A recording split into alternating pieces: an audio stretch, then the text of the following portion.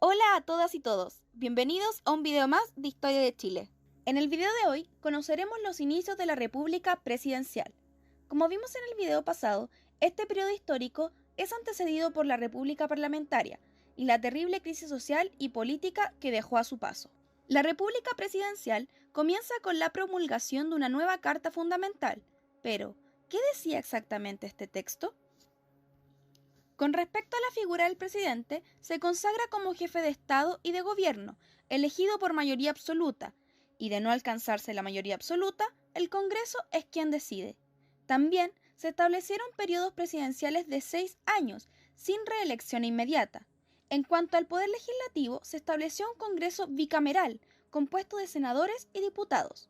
Las tareas de ministro eran incompatibles con las labores legislativas. Se redujo el poder del Congreso al eliminar los votos de censura y leyes periódicas.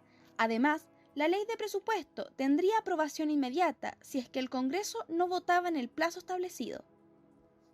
Otros elementos que abarcó la nueva Constitución fue la creación del Banco Central, la separación definitiva de Estado e Iglesia y la consagración de un Estado social de derecho que estableció protección al trabajo y obras de previsión social y de salubridad. Como se dijo en el video anterior, la elaboración de la Constitución de 1925 fue impulsada por medio de una intervención militar, que además de exigir la redacción de una nueva Carta Magna, exigía el regreso del presidente Arturo Alessandri. Este acto no significó un gesto de apoyo por parte de los militares hacia la gestión del presidente Alessandri. Es más, este terminó por renunciar a su cargo debido a su tensa relación con los militares, especialmente con el coronel Carlos Ibáñez del Campo, quien tras la renuncia de Alessandri tomó el cargo de ministro de Guerra. A su vez, Emiliano Figueroa se convirtió en el primer presidente electo del periodo de la República Presidencial. El gobierno de Emiliano Figueroa duró bastante poco, a causa del implacable poder del coronel Carlos Ibáñez del Campo, el cual no paraba de aumentar. De hecho, su influencia se extendía hasta el Poder Judicial. Considerando todo esto, fue que el presidente optó por renunciar a su cargo en 1927. En las elecciones presidenciales que le siguieron a este hecho, Carlos Ibáñez del Campo fue el único candidato y ganó con el 98% de los votos. El plan de gobierno de Carlos Ibáñez del Campo consideró profundizar la expansión y renovación del Estado. Esto lo quería lograr por medio de la generación de nuevas instancias de administración y control del orden interno. Materializó estas ideas con las siguientes obras: creación del Cuerpo de Carabineros de Chile, organización del Registro Electoral, fundación de la Fuerza Aérea de Chile y de la Línea Aérea Nacional, creación del cargo de Comandante en Jefe del Ejército, agrupación de las leyes sociales en un gran Código del Trabajo, creación del Ministerio de Fomento, la Superintendencia de Seguros, la Bolsa de Comercio y el Instituto de Crédito Industrial, la fundación de la Contraloría General de la República y la reorganización de la Tesorería General de la República, instituciones que ayudaron a las tareas de organización y fiscalización de los organismos públicos. Vale decir en esta parte que Carlos Ibáñez del Campo encontró financiamiento para modernizar el Estado e invertir en obras públicas a través del endeudamiento del país. Si bien materializó sus ideas de control interno con la creación de diversas instituciones, también ejerció ese control de una manera más bien autoritaria, con métodos represivos, como por ejemplo el presidio y exilio de quienes se lo oponían y la persecución política de actores sociales. El gobierno de Ibáñez durante su desarrollo se vio golpeado por la crisis de 1929.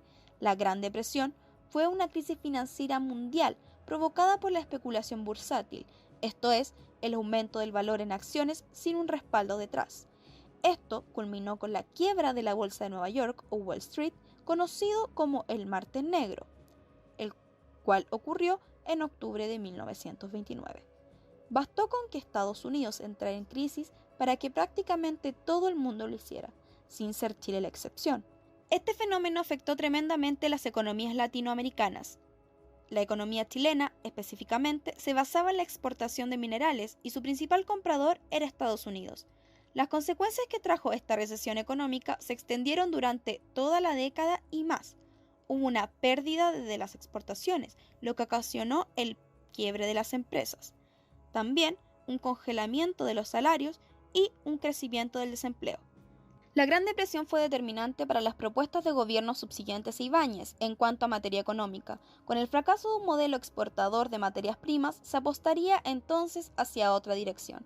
El gobierno de Carlos Ibáñez del Campo se vio incapaz de enfrentar la crisis, no supo responder a los problemas sociales. Además de que Chile se había estado endeudando antes de la crisis, se tomaron malas decisiones acerca de esta, como, por ejemplo, la compra de oficinas salitreras que terminaron por quebrar.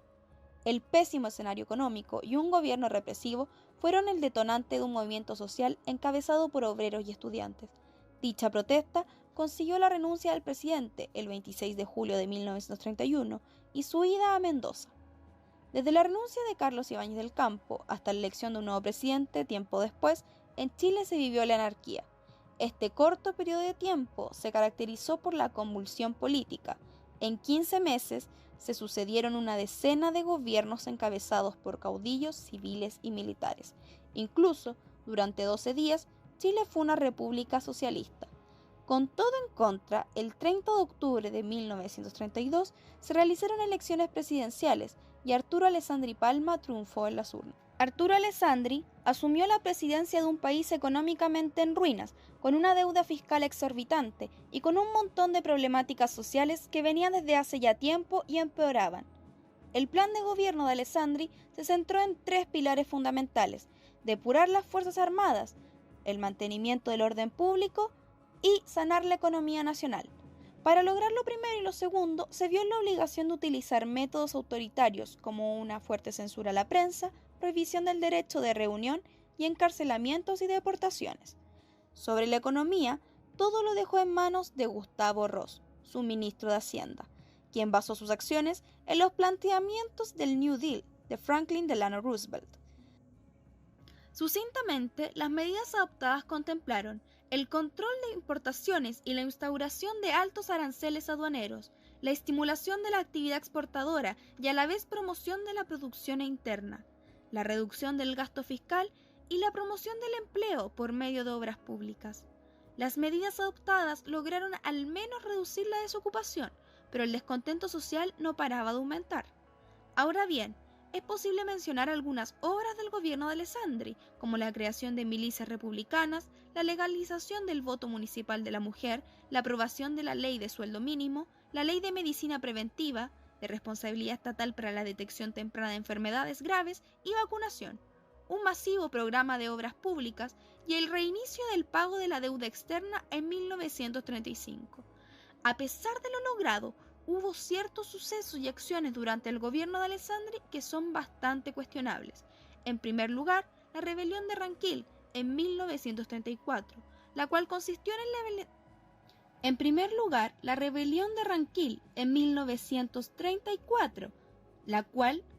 en el levantamiento de cientos de mapuches, trabajadores forestales y colonos chilenos de la zona de Alto Biobío contra los hacendados que amenazaban con quitarle sus tierras.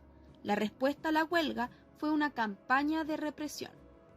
En segundo lugar, la matanza del Segundo Obrero. El 5 de septiembre de 1938, 60 jóvenes nazis tomaron la casa central de la Universidad de Chile y el de la Caja del Segundo Obrero, con el objetivo de desencadenar un golpe de Estado que instalara a Ibáñez en el poder nuevamente. Las fuerzas policiales lograron apresar a estos jóvenes, quienes posteriormente, desarmados, fueron asesinados. Esta resolución del conflicto empañó la obra política de Alessandri. El gobierno de Alessandri terminó el 24 de diciembre de 1938, dando paso a una nueva etapa para la República, los gobiernos radicales.